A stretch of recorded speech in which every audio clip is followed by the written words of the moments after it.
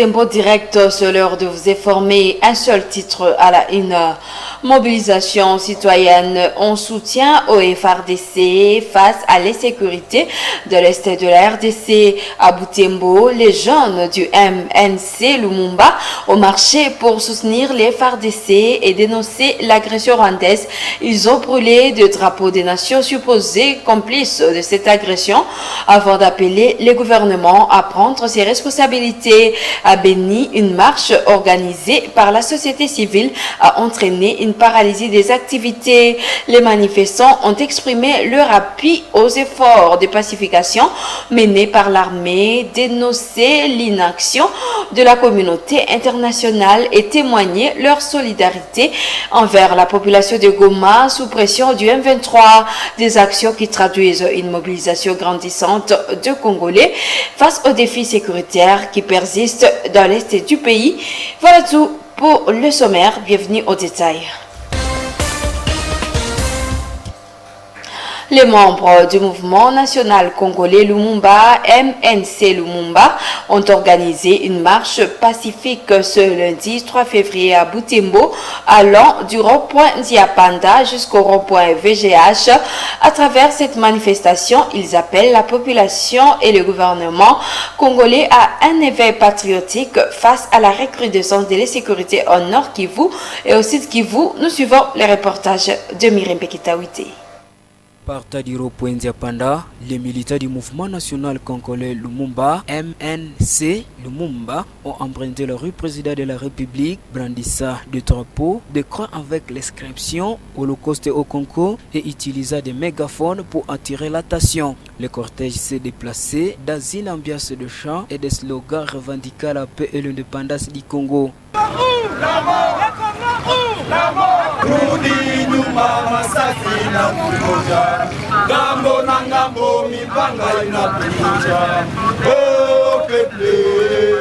Arrivé au rond-point VGH, une dizaine de membres du mouvement se sont rassemblés devant un groupe de curieux. Autour du feu, ils ont brûlé des drapeaux du Rwanda, de la Belgique, des États-Unis et de l'ONU, symbolisant selon eux la complicité de ces nations avec le Rwanda dans la déstabilisation de l'Est de la RDC.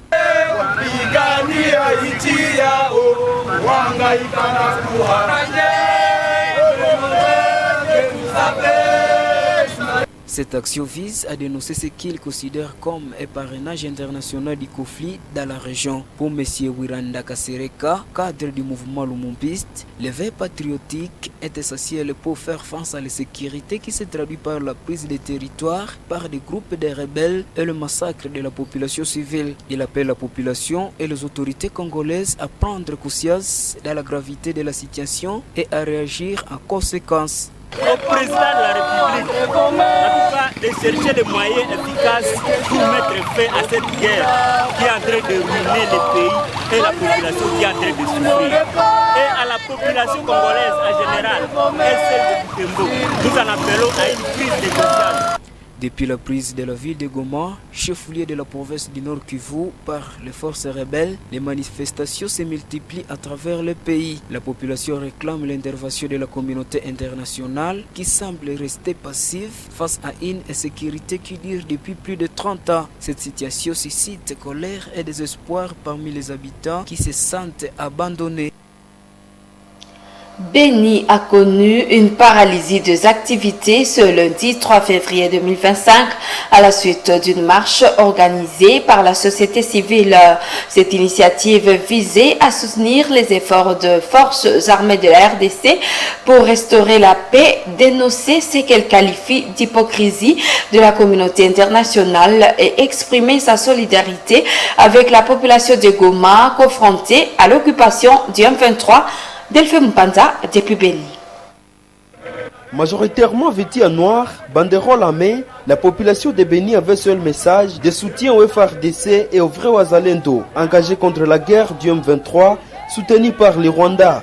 La marche des Pacifiques a drainé plusieurs couches de la population, des organisations de la société civile et même des autorités politico-administratives de la ville. C'est un message fort pour le Rwanda, accusé d'agression de la RDC.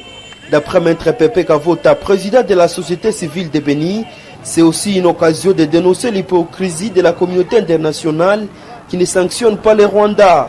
Après la marche pacifique pour cette première journée, la deuxième sera consacrée à la cessation de toutes les activités, une journée de méditation et de prière pour la PRDC. Nous remercions toute la population qui s'est donnée pour la marche en démontrant que la RDC ne doit pas être balkanisée. Le Congo restera uni et indivisible. La patrie ou la mort, les FARDC, nous devons les accompagner parce qu'il n'y a aucune guerre qui peut se gagner sans l'accompagnement de la population. Demain, c'est une journée sans activité, comme je l'ai dit. Sans activité, donc il n'y a pas d'école, il n'y a pas de travaux, il n'y a pas donc les magasins doivent rester fermés à guise, n'est-ce pas, d'observer cette journée de méditation à la mer. Ici, je demande à la population de méditer sur les comportements, sur le fait que la RDC doit rester un et uni. Consécutivement à cette action de la société civile, les activités ont tourné au ralenti, les boutiques, les magasins, banques et autres maisons de commerce sont restées fermées. Seul le transport en commun a timidement fonctionné. La tension est vive entre la RDC et le Rwanda, accusés de soutenir les rebelles du M23. Les forces armées de la RDC s'affrontent aux insurgés sur plusieurs axes dans les provinces du Nord et du Sud Kivu. Et lors du conseil de ministres du vendredi 31 janvier 2025, le président Félix Tshisekedi a demandé au gouvernement d'accélérer la réduction du train de vie des institutions afin de renforcer l'effort de guerre dans l'est du pays. Parmi les mesures adoptées, la suspension de la mécanisation des agents publics à l'exception de militaires et policiers pour une durée de 12 mois. Cette décision permettra au gouvernement d'économiser 27,7 millions de dollars qui seront réaffectés au secteur de la défense et de la sécurité. Les détails avec Isabelle Wankaïmouka. Selon la loi des finances promulguée en décembre 2024 et entrée en vigueur en janvier 2025, les dépenses du personnel de l'État pour l'année en cours s'élèvent à environ 3,62 milliards de dollars, soit une moyenne mensuelle de 301,7 millions de dollars. Le nombre total d'agents pris en charge par le gouvernement devait atteindre 1,5 million avec une prévision d'intégration de 20 500 nouvelles recrues. Toutefois, la mesure de suspension bloque la mécanisation de 11 500 d'entre eux, ne maintenant que celle de 9 000 militaires et policiers initialement prévus. Grâce à cette décision, le gouvernement économisera 27,7 millions de dollars sur les 49,3 millions initialement prévus pour la mécanisation des nouveaux agents en 2025.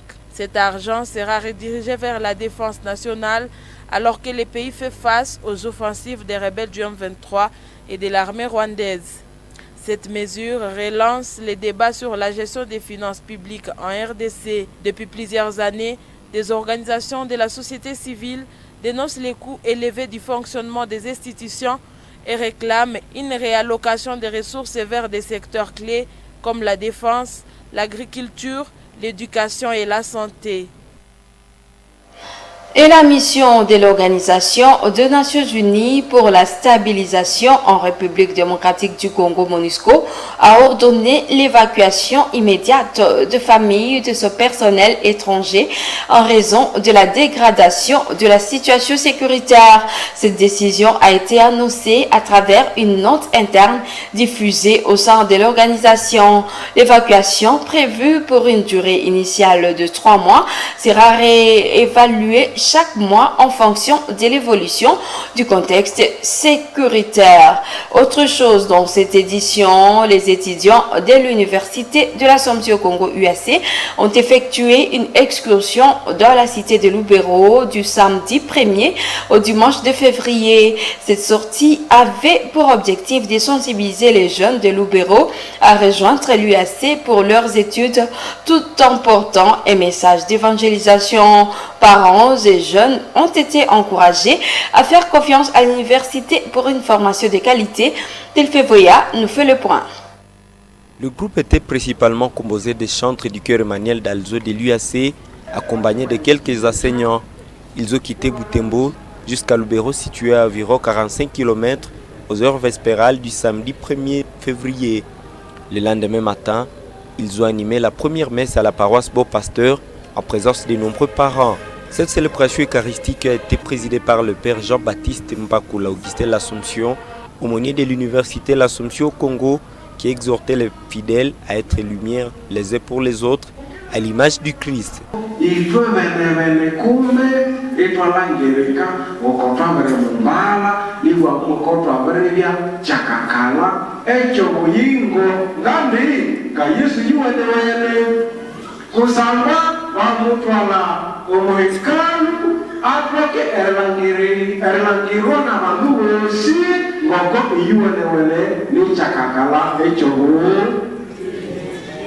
Avant la fin de la messe, le célébrant a présenté les autorités de l'UAC présentes. L'assistant Gires Kizito, directeur du cabinet du recteur, a pris la parole pour inviter les parents à faire confiance à l'université l'Assomption au Congo et y inscrire leurs enfants. J'invite tout le monde, les frères, les sœurs, bon, peut-être qu'il y a aussi parmi nous des parents. En fait, on ne finit jamais d'apprendre. Donc, j'invite tout et chacun parmi nous, ceux qui n'ont pas encore fait l'université, voici les moments.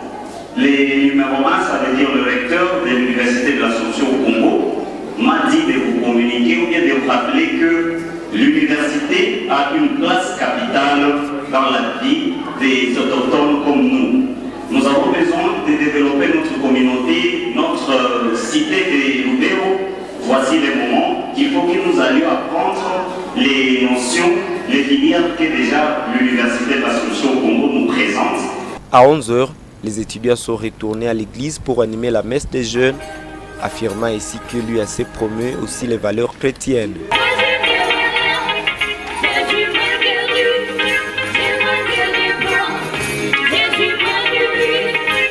Mumbere Muhonja Jures, président du conseil estudiantin, a souligné que cette campagne de sensibilisation ne s'arrêtera pas à Lubero, mais s'étendra dans d'autres localités. L'IAC est composé de ressortissants de plusieurs milieux, notamment il y a des ressortissants de Tchondo, des ressortissants de Beni, Kisangani, Bunia et tous les villages qui sont tout autour de la ville de Butembo. Au fur et à mesure que nous serons en train d'évoluer, nous parviendrons à arriver à Kisangani, même à Bunia, même parfois à Kinshasa. Nous savons que ça sera possible. L'UAC met l'accent sur l'enseignement et l'éducation de la jeunesse dans un esprit de famille. En vacances parlementaires, le député national Rémi Mukwesso a ouvert une Jeep SARF 4x4 aux habitants de quartier violés pour les cas d'urgence médicale ainsi que Land Cruiser à la fondation des Amis de Catois. Ce geste s'inscrit dans sa démarche de redevabilité parlementaire et extra-parlementaire qu'il a présentée lors des meetings populaires ce dimanche de février. Reportage de Monan Penzi Mansekeli. L'événement a débuté par une procession festive de la population, accompagnant le député Mukwesso à musique. Dans une ambiance animée par une fanfare, avant d'atteindre le lieu du meeting, après environ 30 minutes de marche. À leur arrivée, des musiciens locaux ont chauffé la foule, venus écouter les lits de Butembo.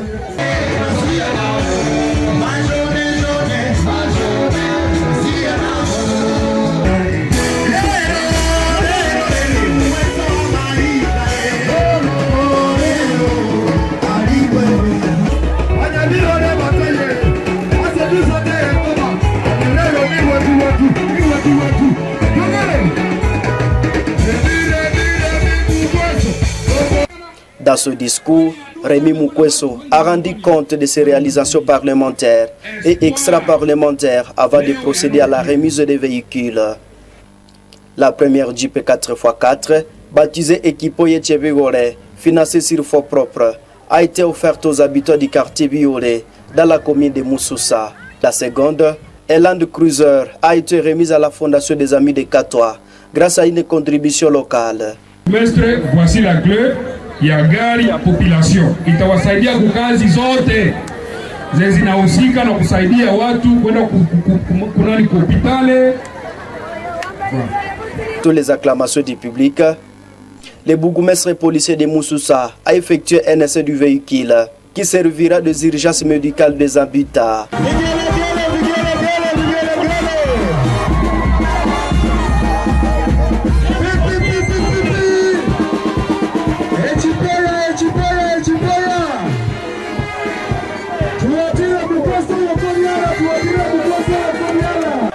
Les bénéficiaires n'ont pas caché leur joie et ont exprimé leur gratitude envers le député Mukweso, qui a également lancé les travaux de construction du pont Maluhi dans la même entité.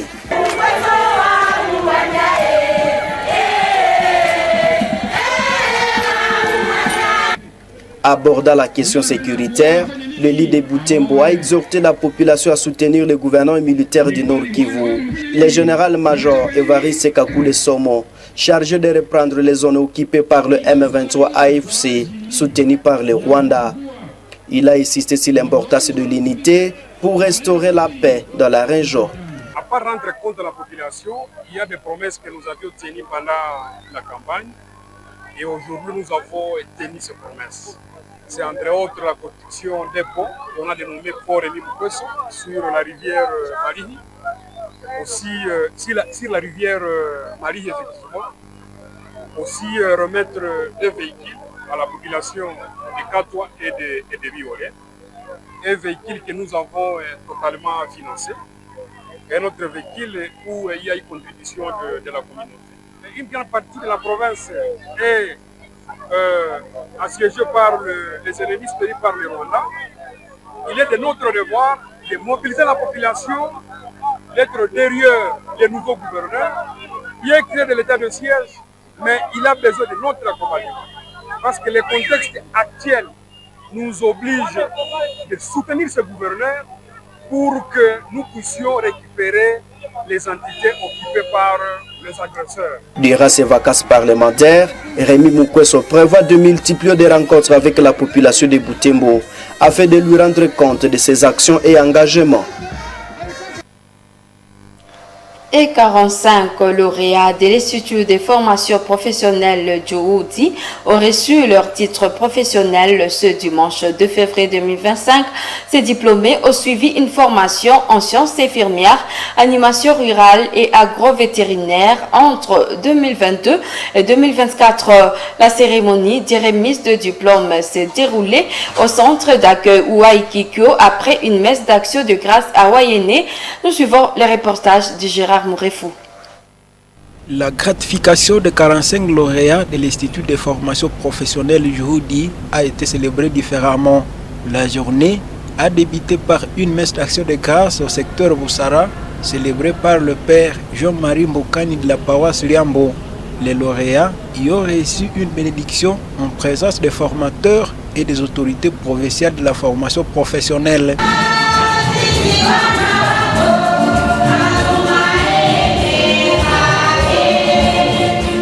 Après la messe, une caravane s'est dirigée vers l'Institut de formation professionnelle Djououdi où le directeur provincial de la formation professionnelle a inauguré deux nouveaux sites en procédant à une coupure symbolique du ruban et la visite des deux sites de l'IFP Djououdi.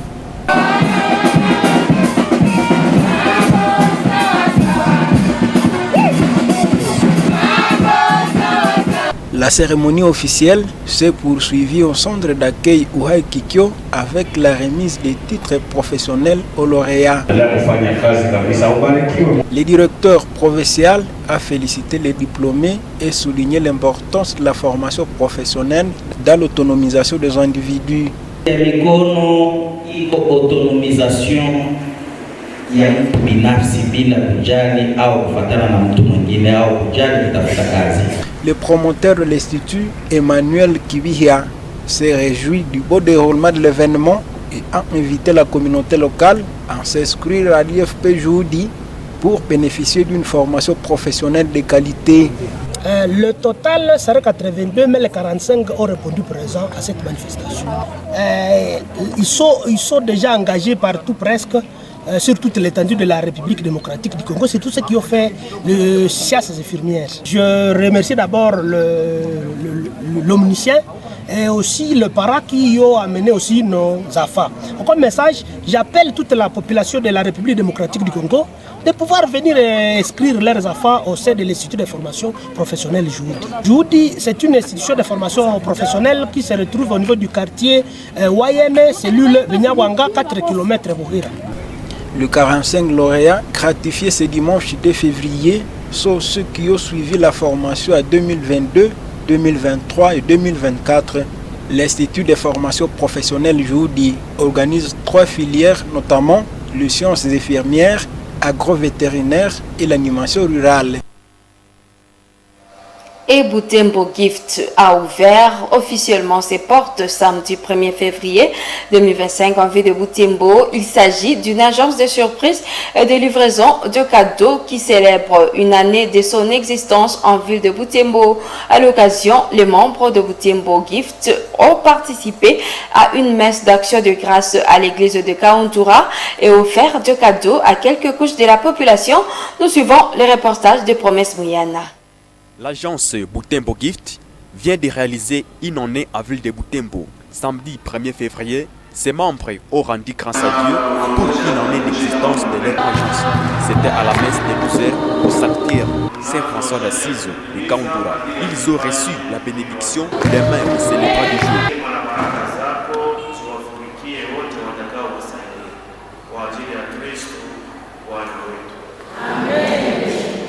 À la fin de la messe, Butembo Gift s'est organisé pour commencer la distribution caritative des cadeaux à certaines personnes. Déjà ici, à côté du sanctuaire de Kauntura, la distribution a ciblé des enfants orphelins qui viennent à cet endroit pour demander de l'aide. Une surprise qui leur fait visiblement du bien. Un bouquet de fleurs ainsi qu'une enveloppe d'argent. Un geste qui suscite l'attention de plusieurs curieux. À côté d'ici, Butembo Gift s'est mis à parcourir d'autres coins et offrir ses cadeaux à d'autres personnes rencontrées. Parmi eux, ces agents de l'assainissement des rues rencontrés en plein travail. Au même endroit, ces bénévoles surprennent aussi cet élément de la police de circulation routière au croisement de l'avenue de l'église et la rue Président de la République.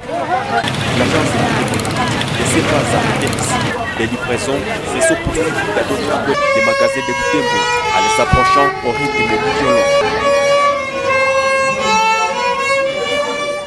Les bénéficiaires ici sont les personnes qui vivent dans la mendicité à la galerie GTB.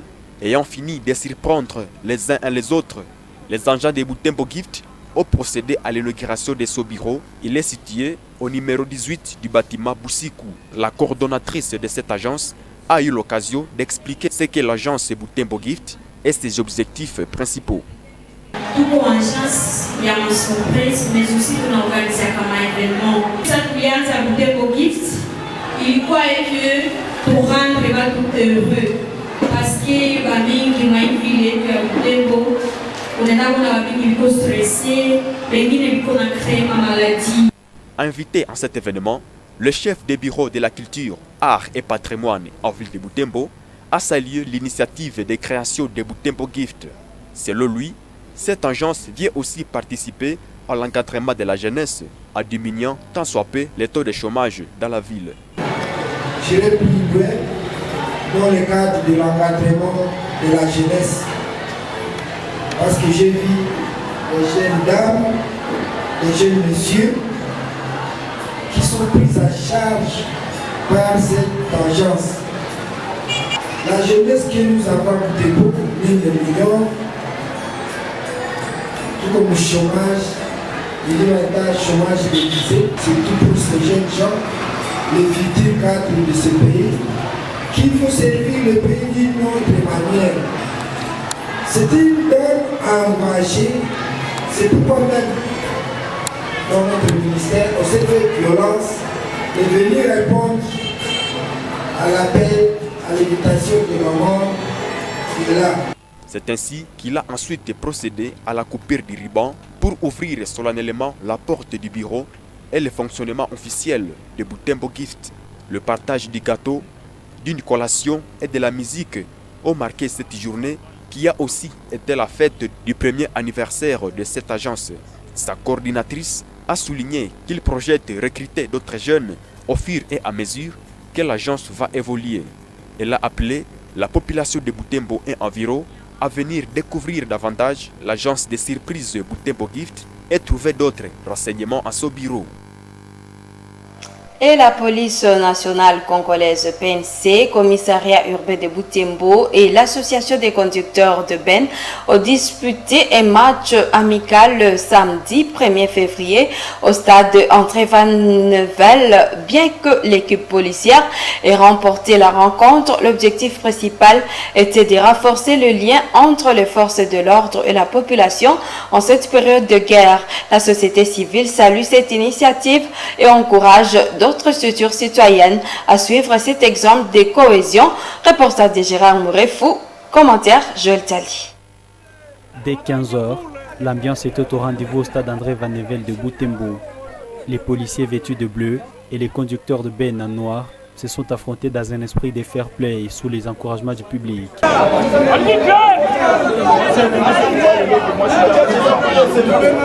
L'équipe de la police nationale congolaise PNC s'est rapidement illustrée en ouvrant le score grâce à une action bien construite. Quelques minutes plus tard, elle double la mise, imposant son rythme face au conducteur de Ben qui peine à réagir. Pendant près de 30 minutes, la domination des policiers se fait ressentir. De leur côté, les chauffeurs de Ben tentent de revenir au score, mais font face à une défense bien organisée. Après plusieurs tentatives, ils parviennent tout de même à réduire l'écart en inscrivant un but. Malgré les efforts des deux équipes, le score reste inchangé jusqu'au coup de sifflet final, 2-1 en faveur de l'équipe policière. À la fin du match, les joueurs et organisateurs ont souligné que l'essentiel n'était pas la victoire, mais plutôt le renforcement de la collaboration entre civils et forces de l'ordre. Bon, nous on avait fait cette rencontre seulement pour montrer à la population que nous sommes ensemble, que les gens ne puissent pas avoir peur ou encore craindre. Nous sommes ensemble, nous sommes là, quel que soit le FARDC, quel que soit nous la police, nous sommes ensemble à tout le monde. On est là tellement calme, quelles que soient les difficultés arrivent, mais nous sommes calmes, c'est ce qu'on a essayé de faire depuis ce match. Tumepoteza mechi mbele ya polisi nationale congolaise, tumeitika hii defete, inafikaka tu futi. Présent au stade, John Kameta, président de la société civile Noyo de Boulenguera, a félicité cette initiative et encouragé d'autres structures citoyennes à en faire autant. Il faut le dire que ça rentre dans le cadre de la cohésion. Vous savez, nous sommes pendant les moments de la guerre. Nous devons nous soutenir mutuellement. Nous devons renforcer le moral des citoyens congolais. Et je crois, lorsque les civils peuvent arriver à organiser un match avec les policiers, c'est donc ça rentre dans le cadre de soutien mutuel, ça rentre dans le cadre de montrer au public de Butembo et ailleurs que les civils, c'est-à-dire les propriétaires de Ben, les chauffeurs et les autres, on est vraiment à une très grande cohésion avec les services de sécurité. Selon les organisateurs, cette rencontre sportive, bien que remportée par la police, visait avant tout à renforcer le rapprochement entre les forces de l'ordre et la population, un enjeu crucial en cette période d'insécurité. Fin de cette édition, à bientôt.